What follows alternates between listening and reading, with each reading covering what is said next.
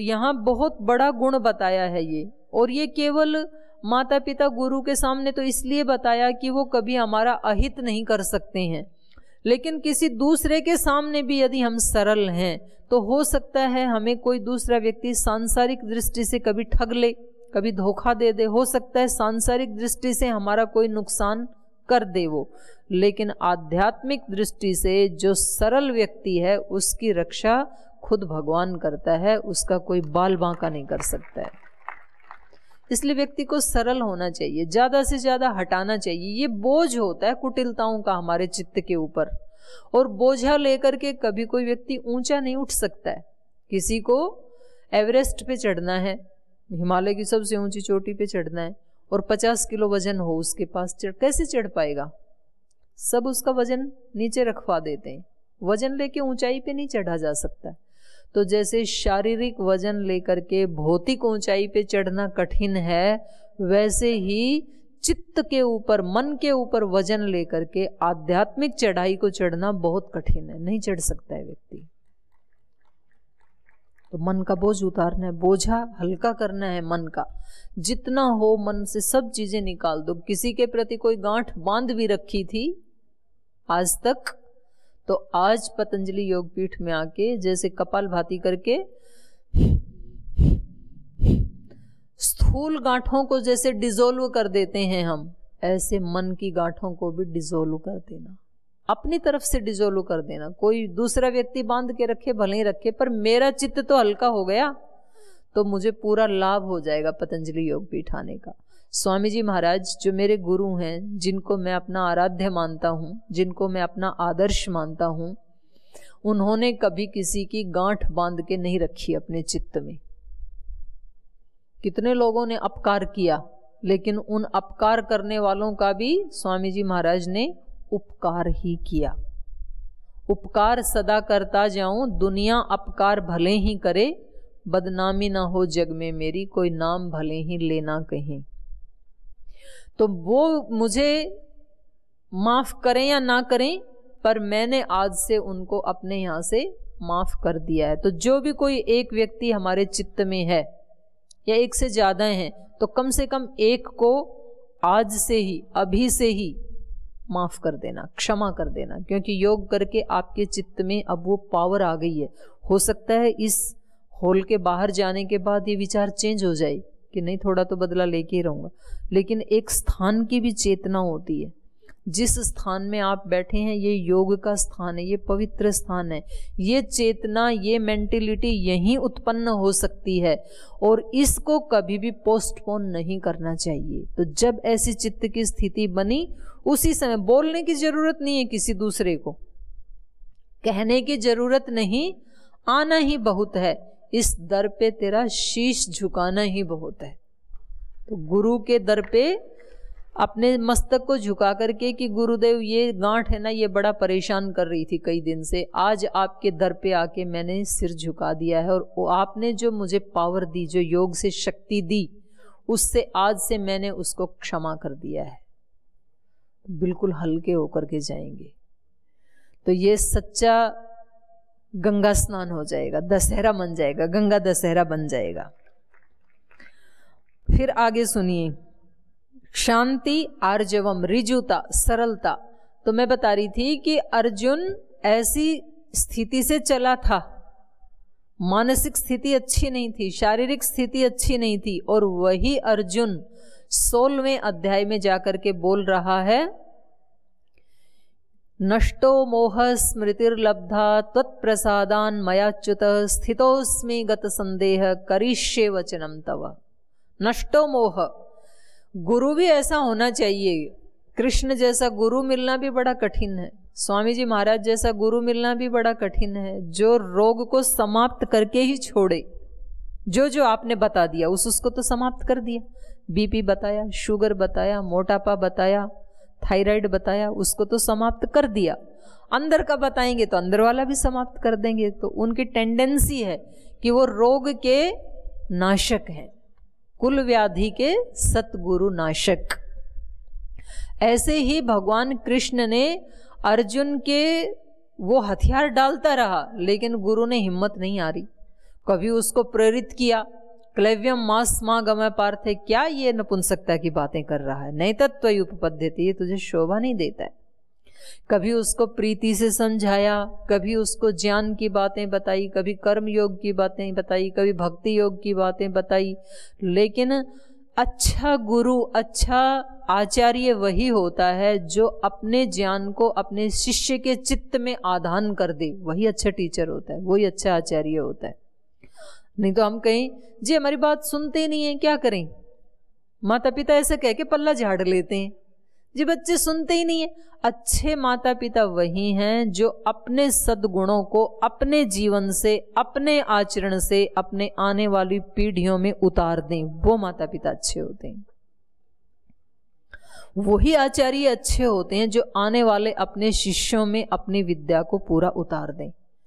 तो भगवान कृष्ण ने अर्जुन को छोड़ा नहीं और उसको कहां पहुंचाया, उसने कहा नष्टो मोह, अब मेरा मोह नष्ट हो गया है, स्मृतिर्लब्धा, अब मुझे अपने अस्तित्व की स्मृति प्राप्त हो गई है। स्मृति का मतलब है वहां पर आत्म तत्व की स्मृति, कि मैं एक आत्मा हूं। अब मुझे ये बार बार ध्यान नहीं करना पड़ता कि ये मेरा मामा है, चाचा है, जीजा है, साला है, नहीं, मैं एक आत्मा हूं, ये भी एक आत्मा है। नष्टो मोह स्मृतिर्लब्धा त्वत्प्रसादात्, आपकी कृपा से। मया अच्युत, मैंने इस प्रसाद को प्राप्त कर लिया है, और अब नष्टो मोह स्मृतिर्लब्धा त्वत्प्रसादान् मयाच्युत स्थितोस्मि, अब मैं स्थित हूं, स्थिर हूं, कोई हलचल नहीं हो रही अब मेरे चित्त में। ये जो स्थिरता है ये साधना से ही आती है। महात्मा बुद्ध किसी जंगल से गुजर रहे थे और अंगुलीमाल नाम का डाकू, उन्होंने कहा खड़े हो जाओ, कहाँ जा रहे हो, पहले मेरी बातों का उत्तर दो, और नहीं दे पाए तो मैं आपके हाथ काट लूंगा। और महात्मा बुद्ध ऐसे ही खड़े, महात्मा बुद्ध ने 50 फीट दूर खड़े होकर के कहा, मैं तो 45 साल से रुका ही हुआ हूं, तुम रुक जाओ, अब तो तुम ठहर जाओ, मैं तो ठहरा ही हुआ हूं 45 वर्ष से। उसको बड़ा आश्चर्य हुआ अंगुलीमाल को, मैं यहाँ खड़ा खड़ा, मैं तो चल भी नहीं रहा, और ये मुझे कह रहा है कि तुम ठहर जाओ, और खुद चलता जा रहा है इतनी शान से, जैसे कान पे जूई नहीं रेंग रही है, इतनी मस्ती में चल, और कह रहा है कि मैं तो 45 साल से खड़ा। बोले पहेलियां मत बुझाओ, अभी लास्ट टाइम कह रहा हूं, सीधा सीधा जहां हो वहीं रुक जाओ। उन्होंने कहा मैं भी तो वही बता रहा हूं, मैं तो 45 वर्षों से ठहर चुका हूं, अब तो तुम ठहर जाओ। उसको बड़ा गुस्सा आया, बोले अभी बताता हूं तेरे को। फिर जैसे ही उनके सामने गया तो उसका तेज, उसका आचरण, उसका व्यक्तित्व देख करके ये तो हक्का बक्का रह गया। एक लाइट जो उनकी आत्मिक शक्ति थी, जो साधना की शक्ति थी, उसने बड़ा प्रभावित किया, और उस व्यक्ति का आमूल चूल परिवर्तन हो गया। पूरी कहानी सुनाने की आवश्यकता नहीं है, समय का अभाव है। तो वास्तव में ठहरा हुआ कौन है, स्थिर कौन है? जिसके मन में एक भी दोष नहीं रहा, कोई हलचल नहीं रही, बिल्कुल गंगा जल की तरह जिसका हृदय बिल्कुल पवित्र हो गया है। कोई द्वेष नहीं, कोई घृणा नहीं, किसी से राग नहीं, किसी से वैर नहीं, कोई भोग की इच्छा नहीं, कोई अपेक्षा नहीं, कोई किसी से बदला लेने की कोई क्षोभ नहीं मन में, कोई अशांति नहीं, कुछ भी तो नहीं है। तो फिर इसका चित्त कैसा होगा? शांत। जब हम रात को सो जाते हैं तो ये कोई भी भाव होते नहीं है हमारे चित्त में, तो उस समय हमारा चित्त कैसा होता है? शांत, क्योंकि हम इन सारी चीजों से डिस्कनेक्ट हो जाते हैं उतनी देर के लिए। तो यहां पर इन्होंने कहा, अर्जुन ने कहा स्थितोस्मि, मैं स्थित हूं, अब कोई हलचल नहीं है। जो दूसरे अध्याय में हो रही थी ना कि मैं इनसे कैसे लड़ूंगा, इनसे लड़ने की बजाय तो भीख मांग के खा लेना अच्छा है, ऐसा एक अंदर बड़ा उथल पुथल चल रहा था चित्त में, अब नहीं है। स्थितोस्मि, गत संदेह है, अब कोई संदेह नहीं है। उस समय संदेह हो रहा था कि इनको मार के पाप तो नहीं लगेगा, इनसे युद्ध करके कहीं हानि तो नहीं हो जाएगी, कहीं मेरा अपयश, तो ऐसे संदेह थे। अब कोई संदेह नहीं है। स्थितोस्मि गत संदेह है, करिष्ये वचनम तव, अब जो आप कहोगे वो मैं करने को तैयार हूं, क्योंकि अब आपका वचन और मेरा वचन अलग नहीं है, दोनों का अस्तित्व एक ही हो गया है। तो ये सरलता का परिणाम मैं बता रही थी। अर्जुन सरल था, इसलिए भगवान कृष्ण ने उनकी सरलता के कारण उनको फर्श से उठा करके अर्श पे पहुंचा दिया। एक सामान्य स्थिति से, विषाद योग से उनको शुरुआत करवा करके और उनको एक ज्ञान योग के शिखर पर पहुंचा दिया अर्जुन को। ऐसे हम सभी अर्जुन हैं, हम सब आत्माएं हैं। अर्जुन हम सब आत्माओं का प्रतिनिधि है। तो हम केवल एक सरलता को भी लेकर के चलें तो जो हमारे गुरुजन हैं, जो हमारे शास्त्र हैं, जो हमारी ऋषि परंपरा है, वो हमें वहां तक ही हाथ पकड़ के पहुंचाती है। देव दो प्रकार के होते हैं, दैवी शक्तियां। एक देव तो रोज योग कराते हैं आपको, वो शरीर देव हैं। देव मतलब ज्ञानी, संत, ऋषि, महात्मा, उन्हीं को ही देव कहते हैं। और एक सूक्ष्म देव भी होते हैं, दैवी शक्तियां। और वो सूक्ष्म दैवी शक्तियां भी हमारी सहायता करती हैं। ये भी मैं वेद के ही मंत्र के उस पे बिहाफ पे बोलती हूँ। ब्रह्मचर्य सूक्त का जो पहला मंत्र है उसमें ये एक शब्द आता है, तस्मिन देवा सम्मनसो भवन्ति। उस ब्रह्मचारी में ये दैवी शक्तियां सम्मनसो भवन्ति माने उसके पास आके उसकी सहायता करती हैं। वहां ब्रह्मचारी के लिए कहा है। तो जैसे श्रद्धेय स्वामी जी महाराज जैसे या पूज्य आचार्य जी जैसे जो ब्रह्मचारी हैं, ब्रह्मचारी मतलब जिन्होंने बड़ा कोई लक्ष्य बनाया है जीवन का। आत्मा पे, इंद्रियों पे संयम कौन व्यक्ति कर सकता है? जिसका लक्ष्य बड़ा है। जिसका कोई लक्ष्य नहीं है वो कभी ब्रह्मचारी नहीं हो सकता है। जिसके छोटे छोटे लक्ष्य है ना, एक व्यक्ति का लक्ष्य मुझे IAS बनना है, वो भोग नहीं कर सकता है। वो अपनी सारी शक्ति पढ़ाई में लगाएगा क्योंकि उसका लक्ष्य बड़ा है। जिस व्यक्ति का लक्ष्य है कि मुझे इतनी गायों की सेवा करनी, इतनी बड़ी गौशाला चलानी है, वो व्यक्ति कभी भोगी नहीं हो सकता। वो ब्रह्मचारी होगा ही होगा, आत्मसंयमी होगा ही होगा, क्योंकि संयम के बिना इतनी बड़ी सेवा नहीं हो सकती है। जिस व्यक्ति ने ये लक्ष्य बनाया कि मुझे पूरे देश को योग से युक्त करना है, आयुर्वेद से युक्त करना है, गौ सेवा से युक्त करना है, सन्यासी, अच्छे सन्यासी देने हैं, मुझे शिक्षा का कार्य करना है, व्यवस्था का करना है, वो व्यक्ति निश्चित रूप से ब्रह्मचारी होगा ही होगा, क्योंकि ब्रह्मचर्य के बिना इतना बड़ा काम हो ही नहीं सकता है। तो ऐसे ब्रह्मचारी में देवा सम्मनसो भवन्ति, दैवी शक्तियां आके उसकी सहायता करती हैं, उसको निमित्त बना लेती हैं। पहले तो वो बड़ा लक्ष्य चुनता है और उसके अनुसार वो अपनी पूरी ताकत लगाता है। उसके बाद तो फिर भगवान उसके माध्यम से काम करता है, दैवी शक्तियां उसके माध्यम से काम करती हैं, वो निमित्त बन जाता है। आज भी प्रार्थना करवाई ना सुबह महाराज जी ने, प्रभु आशीष दो हमको, तुम्हारे यंत्र बन जाएं। तो ये यंत्र बनना क्या है? अब भगवान काम कर रहा है, ये इंस्ट्रूमेंट बन गया भगवान का, ये ऋषि, ये गुरु। तो भगवान का यंत्र अर्जुन बन गया सरलता के कारण। अब भगवान कृष्ण उसके माध्यम से काम कर रहे हैं। अर्जुन तो एक उपकरण बन गया, एक यंत्र बन गया। तो इसलिए यहां पर कहा क्षांति आर्जवम आचार्योपासनम, आचार्य की उपासना करना।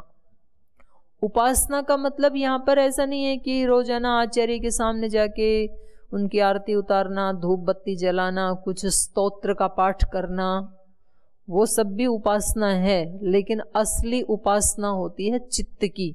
नित्य निरंतर हमारा चित्त जहां लगा होता है, बार बार हमारे चित्त में जो विचार चलता है उसकी हम उपासना करते हैं। जैसे मान लीजिए आपको अभी भूख लग गई और मैं आपको अभी कहूं कि अभी 2 घंटा और चलेगी ये क्लास, ठीक है, 2 घंटा और चलेगी, चलेगा? कुछ ने तो कहा चलेगा जो अच्छा नाश्ता करके आए थे, और जिन्होंने नाश्ता नहीं किया वो बोले जी 2 घंटा, ये तो पहले तो अनाउंस किया ही नहीं तो हम नाश्ता करके आते। तो उनके चित्त में अभी से रोटी की उपासना चल जाएगी। फिर जो भी आपको खाना है, रोटी, तरबूजा, खरबूजा, जूस, वो विचार जो बार बार हमारे चित्त में चलता है, हम उसी के उपासक होते हैं। कोई कोई कपड़ों के उपासक होते हैं, कोई कोई जूते चप्पलों के उपासक होते हैं कि अब की बार मार्केट गए तो ऐसे ऐसे चप्पल लाएंगे, अब की बार मार्केट गए तो ऐसे कपड़े लाएंगे। कोई खाने के उपासक होते हैं कि अब की बार मार्केट गए तो आइसक्रीम लाएंगे, ये वाला फल लाएंगे, ये वाला कुछ भी लाएंगे, स्वीट लाएंगे। हम अलग अलग चीजों के उपासक होते हैं। उपासना का मतलब होता है जो मेरे चित्त के समीप होता है। उप माने नजदीक और आसन मतलब बैठना, जो हमारे चित्त के नजदीक बैठा हुआ है हम उसके उपासक हैं, उसकी उपासना कर रहे हैं। और उसके गुण कर्म स्वभाव ऑटोमेटिक हमारे अंदर आने लगते हैं जिसकी हम उपासना करते हैं। जैसे आप गंगा के समीप बैठे तो गंगा की शीतलता आने लगती है ना, बिना ही मांगे आने लगती है हमारे अंदर। अग्नि के पास बैठे तो उष्णता बिना ही मांगे आने लगती है, गर्मी, क्योंकि उसकी उपासना की हमने। उप आसन नजदीक बैठना, आग के नजदीक बैठे तो अग्नि के गुण कर्म स्वभाव आने लगते हैं। जल के समीप बैठे तो जल के गुण कर्म स्वभाव आने लगते हैं। गुरु के समीप बैठे तो गुरु के गुण कर्म स्वभाव आने लगते हैं, अपने आप आते हैं उपासना करने से।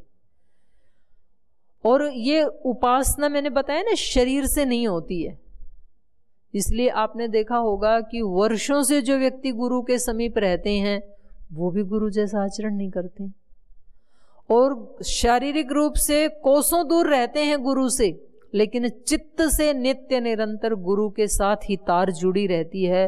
वो कोसों दूर बैठ करके भी वही आचरण करते हैं जो गुरु करते हैं, उनका जीवन वैसा ही होता है। तो उपासना होती है चित्त की, हमारा चित्त कहाँ लगा रहता है। वो एक प्रार्थना स्वामी जी गाते हैं ना, प्यार स्नेह की तुझसे गुरुवर बांधी है जीवन डोर, दिल मेरा लगा ही रहता हर पल तेरी ओर। उसको उपासना कहते हैं, क्योंकि ये केवल आध्यात्मिक दृष्टि से कोई बहकाने वाली बात है ऐसा नहीं, ये एक साइंस है, ये एक विज्ञान है। विज्ञान ये है कि हम जो विचार अपने सबकॉन्शियस माइंड में डाल देते हैं, एक तो कॉन्शियस माइंड है हमारा चेतन मन, एक है अवचेतन मन सबकॉन्शियस माइंड, उसमें कोई बात हम घुसा देते हैं, कोई विचार घुसा देते हैं तो फिर वो उसको पूरा करके ही मानता है, क्योंकि हमारे सबकॉन्शियस माइंड की शक्ति है 90%, 95%, और हमारे कॉन्शियस माइंड की शक्ति है केवल 5% या 10%, उतना ही है बस। उसमें जो चीज हमने डाल दी, घुसा दी सबकॉन्शियस माइंड में, वो उसको पूरा करके ही, उसको ये नहीं पता ये अच्छा है या बुरा है। हमने बार बार घृणा का विचार उठाया तो जिस व्यक्ति के प्रति घृणा का विचार उठाया था निश्चित रूप से हम एक दूसरे से घृणा करने वाले बन ही जाएंगे, क्योंकि हमारे चित्त ने वो काम करना शुरू कर दिया ऑटोमेटिक। आप कोई भी विचार अपने सबकॉन्शियस माइंड को देते हैं उसी समय वो उस पर वर्क करना शुरू कर देता है। हमारा ये सबकॉन्शियस माइंड है ना, ये एक जिंद की तरह है, एक असुर की राक्षस की तरह है। जैसे किसी असुर को आपने काम दे दिया, एक व्यक्ति लाया था ना असुर को पकड़ के, तो वो पकड़ तो लाया उसको, अब उसको कोई काम चाहिए तो वो बार बार पूछता था काम बताओ काम, नहीं तो तेरा ही कर दूंगा काम तमाम। वो व्यक्ति घबराया, उसने अपने घर के सारे काम तो करवा लिए उससे, खाना बना लिया, झाड़ू पोछा बर्तन कपड़े सब करवा लिया। अब वो फिर आ गया असुर उसके पास, काम बताओ काम, नहीं तो कर दूंगा तेरा ही काम तमाम। अब वो गया अपने गुरु के पास, बोले तो मुसीबत हो गई मेरे में, अब मैं इसको क्या काम बताऊं, मेरे तो सब काम खत्म हो गए। तो उसने कहा तुम एक अपना खंबा खड़ा कर दो अपने घर में और इसको बोलो खंबे पे चढ़ो, खंबे से उतरो, फिर चढ़ो फिर उतरो, यही करते रहो, और जब दूसरा काम हो तब दूसरे काम में लगा देना।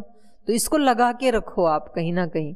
तो हमारा सबकॉन्शियस माइंड वैसा ही है, हमारा सबकॉन्शियस माइंड कहता है कि बताओ अब और क्या करूं। तो जो हम बार बार चिंतन करते हैं हमारा सबकॉन्शियस माइंड उसको ले लेता है कि इस व्यक्ति को ये चाहिए, क्योंकि वो कॉन्शियस तो है नहीं, उसको नहीं पता अच्छा बुरा भलाई बुराई किस में, उसको नहीं पता, वो उसको पकड़ता है। तो जो चिंतन हमारा बार बार चलेगा, यदि बार बार आप निराशा का विचार उठा रहे हैं तो आप एक दिन पक्के निराश हो ही जाएंगे।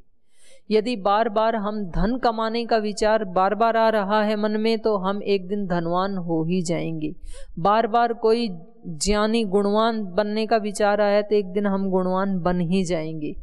यदि बार बार हमारे मन में गुरु के प्रति चिंतन मनन चल रहा है तो एक दिन हम गुरु जैसे बन ही जाएंगे। हमारा सबकॉन्शियस माइंड बनाता है हमें। तो इसलिए यहाँ पर गीताकार ने उसी साइंस को, उसी विज्ञान को यहाँ अभिव्यक्त किया है, आचार्योपसेवनम, आचार्य का उपसेवन करना, उपासना करना। अगर ज्ञान प्राप्त करना है ना, देखो भक्ति तो बिना गुरु के भी फिर भी हो सकती है, क्योंकि सीधा सीधा ईश्वर ही उसको संभाल लेते हैं। ये ज्ञान योग की बात चल रही है, लेकिन ज्ञान योग, ज्ञान जिसको प्राप्त करना है तो उसको तो एक गुरु की आवश्यकता जरूर होती ही होती है। कर्मयोगी भी चलो भगवान को अपने सारे कर्म समर्पित करता रहेगा, लेकिन ज्ञान गुरु के बिना नहीं होता है।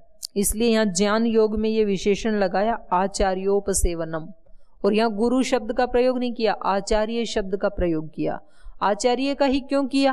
क्योंकि वो अपने आचरण से ज्ञान उत्पन्न करता है, आचरण से सिखाता है, वो खुद वैसा जीता है, वैसा आचरण करता है, इसलिए उसके आचरण को देख करके शिष्य भी वैसा ही करने लगता है। यदि स्वामी जी महाराज खुद योग नहीं करते और योग की कथा करते रहते तो क्या करोड़ों लोग योग कर पाते? नहीं कर पाते। अभी भी वो जितना करते हैं वो 100% करते हैं, तो देखने वाले 2% करते हैं, इतना ही रिजल्ट आता है। इसलिए विशेषण दिया आचार्योपसेवनम। शौचम, पवित्रता। ज्ञान प्राप्त करना है तो पवित्रता होनी चाहिए जीवन में, बाहर की भी पवित्रता, शरीर की भी पवित्रता, इंद्रियों की भी पवित्रता, मन की पवित्रता, विचार की पवित्रता, भावनाओं की पवित्रता। अपवित्रता की शुरुआत कहाँ से होती है? भावनाओं से। पहले हमारे मन में कोई भावना बुरी आती है, फिर वो भावना विचार में कन्वर्ट होती है, फिर उस विचार को हम वाणी से अभिव्यक्त करते हैं, और फिर जैसा बोलते हैं वैसा एक्शन में भी आ जाता है, और फिर वो एक्शन जो कर्म है हमारा, वो हमारा कर्माशय बन जाता है, फिर वैसा ही हमें आगे जाती आयु भोग मिलते हैं। ऐसे चलती है ये यात्रा। तो हमें शुचिता, पवित्रता, हम बाहर से शुरू करें तो अंदर तक पहुंचें, या शुरुआत ही अंदर से करें तो बाहर बड़ी आसानी से शुचिता आ जाएगी, लेकिन करना पड़ेगा दोनों को ही स्वच्छ। तो इसलिए यहां कहा शौचम, ज्ञान प्राप्त करना है तो अपवित्र चित्त में कभी भी ज्ञान की उत्पत्ति नहीं हो सकती है, नहीं होगी। इसलिए ज्ञान की देवी जो सरस्वती माता है उसके वस्त्र कैसे हैं? श्वेत। श्वेत किसका प्रतीक है? पवित्रता का। ज्ञान कब आएगा? जब पवित्रता होगी, अपवित्रता में ज्ञान नहीं आ सकता है। इसलिए यहाँ ज्ञान योग चल रहा है, तो यहाँ कहा आचार्योपसेवनम शौचम, स्थैर्यम, स्थिरता। जो हमेशा उलझ पुलझ ही रहता है, वेग में ही रहता है, चंचलता में रहता है, स्थिरता नहीं है, जिसकी कंसंट्रेशन नहीं है, उस व्यक्ति को कभी ज्ञान की उत्पत्ति नहीं होगी। इसलिए जो ध्यान करवाते हैं, उपासना करवाते हैं, वो किसके लिए करवाते हैं? चित्त की एकाग्रता के लिए। चित्त को एकाग्र करना चाहिए, और चित्त को एकाग्र करने के लिए सुबह शाम आधा आधा घंटा बैठ गए हम, ऐसे इतना पर्याप्त नहीं है, क्योंकि बाकी के 22 घंटे तो आपने खुला छोड़ दिया चित्त को, और मुश्किल से 1 घंटा पकड़ के लाए तब भी वो छुड़ा छुड़ा के भागता है। तो हमारे महापुरुषों ने इसका उपाय बताया कि जब जो काम करें उसको पूरी एकाग्रता से करें। बैठें, एकाग्रता से बैठें, सुने, पूरी एकाग्रता से सुने। आप ऐसे सुनते हैं, जो कल मैंने सुनाया वो आज आपने सुना दिया, इसका मतलब आप एकाग्रता से सुनते हैं। नहीं तो व्यक्ति बैठा तो रहता है कथा में और मन कहीं और रहता है, एकाग्र होता नहीं है। खाना खाएं तो एकाग्रता पूर्वक ही खाएं। इसलिए हमारे यहाँ गुरुकुल में तो खाना खाते समय बातचीत करने की मनाही होती है, शांति से अनुष्ठान की तरह खाना खाएं। तो ये स्थैर्यम, ज्ञान यदि प्राप्त करना है तो स्थिरता, बार बार अभ्यास करना चाहिए। दिन में जो जो काम करें उसमें स्थिर रहने का अभ्यास करना चाहिए। और अंतिम है आत्मविनिग्रह, अपनी आत्मा का संयम करना। आत्म संयमी, जो अपने ऊपर संयम कर सकता है वो पूरे विश्व पे संयम कर सकता है, और जो अपने ऊपर संयम नहीं कर सकता वो अपने परिवार पे क्या, किसी पे भी संयम नहीं कर सकता है। और दूसरों पे संयम करने की कोशिश वही करता है जिसका अपने ऊपर संयम नहीं होता है। घर परिवार में हम दूसरों पे कंट्रोल करने की कोशिश करते हैं, तो दूसरे पे कंट्रोल कौन करता है? जिसका खुद पे कंट्रोल नहीं है। जिसका खुद पे कंट्रोल है उसको देख के तो पूरा परिवार वैसे ही कंट्रोल में रहता है, उसकी इज्जत करता है, तो उसको दूसरे पे कंट्रोल करने की जबरदस्ती आवश्यकता नहीं है। तो इसलिए कंट्रोल करने का पुरुषार्थ सबसे ज्यादा कहां करना चाहिए? दूसरों पे कि अपने पे? अपने पे ज्यादा करना चाहिए, क्योंकि एक ही तो ऐसी जगह है, एक ही तो ऐसा मन है जहां से 100% रिजल्ट आ सकता है। दूसरे को कंट्रोल करूं वो तो पता नहीं मेरे कंट्रोल से कंट्रोल होंगे या नहीं होंगे, पर मेरा अपना आपा तो मेरा खुद का है। मेरी इंद्रियां, मेरा शरीर, मेरा मन, ये तो मेरा अपना है, निजी है। तो इसको कंट्रोल करने का यदि मैं पुरुषार्थ करूं तो यहां से तो निश्चित रूप से 100% रिजल्ट आ सकता है। इसलिए सबसे ज्यादा पुरुषार्थ किसको कंट्रोल करने के लिए करना है? स्वयं को। तो ये इतनी देर में एक श्लोक गीता का पूरा हुआ है। यहाँ पर ज्ञान प्राप्त करने के लिए ये विशेषण बताए यहाँ गीताकार ने, भगवान कृष्ण ने। तो इसमें अमानित्वम, अदम्भित्वम, अहिंसा, शांति, आर्जवम, आचार्योपसेवनम, शौचम, स्थैर्यम, आत्मविनिग्रह, इतने गुण बताए कि यदि ज्ञान प्राप्ति करनी है तो यहाँ से शुरुआत करें। तो हम सब भी यहाँ पर ज्ञान प्राप्त करने के लिए आए हैं अपने गुरु के पास।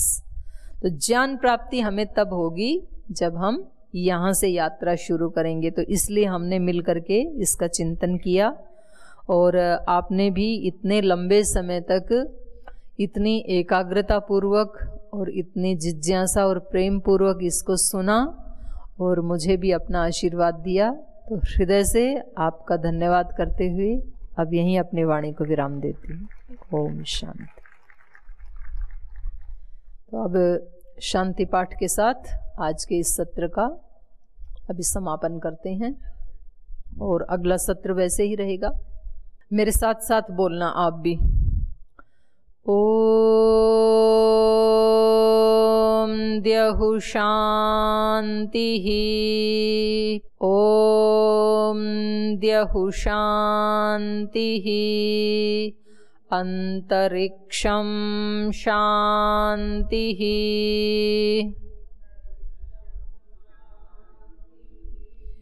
पृथिवी शांतिः,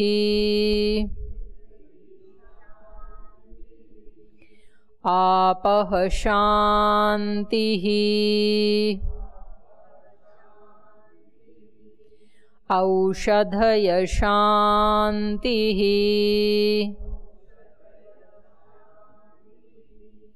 वनस्पतय शांतिः,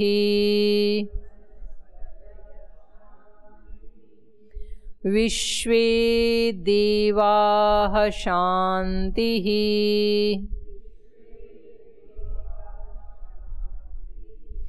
ब्रह्म शांतिः,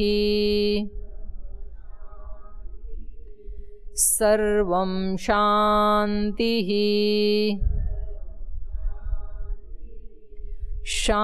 शांतिरेव शांतिः,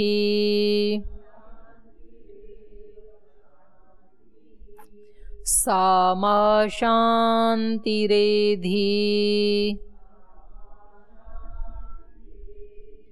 ओम शांति शांति शांतिः।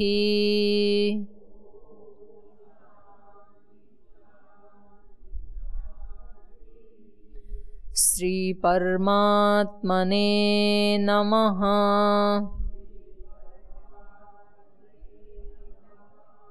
श्री गुरुभ्यो नमः। सर्वेभ्यो नमः। ओम शांति शांति शांतिः।